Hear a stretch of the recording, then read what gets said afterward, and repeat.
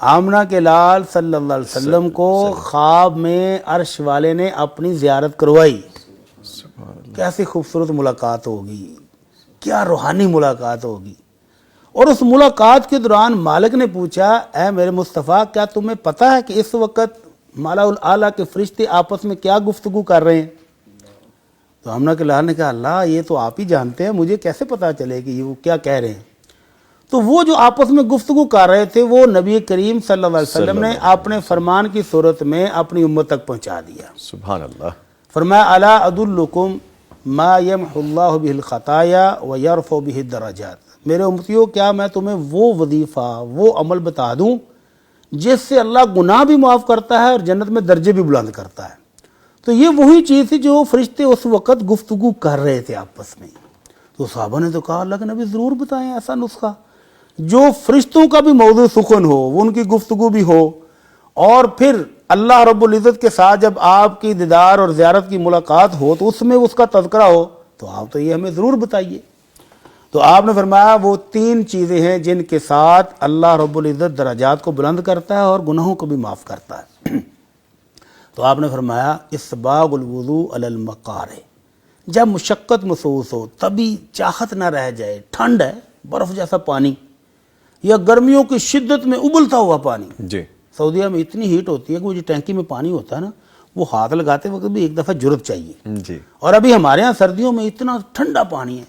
تو آپ نے فرمایا ایسے وقت میں جب طبیعت نہ چاہ رہی ہو، مشکل محسوس کر رہی ہو، اس وقت مکمل وضو، یعنی 3 دفعہ اعضاء کو دھو کے مل کے وضو کرنا، اس سے اللہ گناہ معاف بھی کرتا ہے اور جنت میں درجے بھی بلند کرتا ہے۔ سبحان اللہ، سبحان اللہ۔ اور فرمایا وَقَثْرَةُ الْخُطَىٰ إِلَى الْمَسَاجِدِ، جس کا گھر مسجد سے دور ہے وہ وہاں سے چل کے آئے گا، جتنی مشقت ہوگی، جتنے قدم چل کے آئے گا، اس سے بھی درجے بلند ہوتے ہیں۔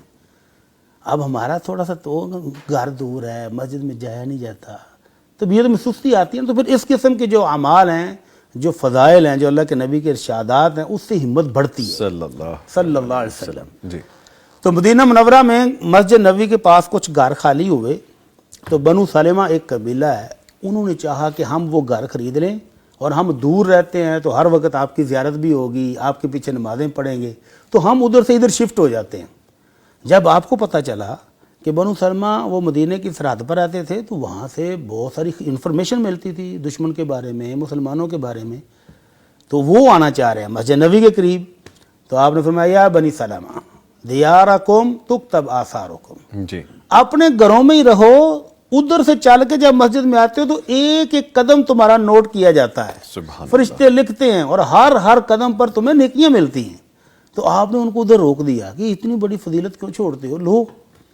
اور تیسرا عمل، وانتظار الصلاۃ بعد الصلاۃ، ایک نماز پڑھ کے بندہ مسجد میں بیٹھا ہے یا گھر میں بیٹھا اور وہ سوچ رہا ہے کہ ابھی اگلی نماز میں اتنا سا ٹائم رہ گیا، اتنا سا رہ گیا، جلدی جانا ہے، میں نے پہنچنا ہے۔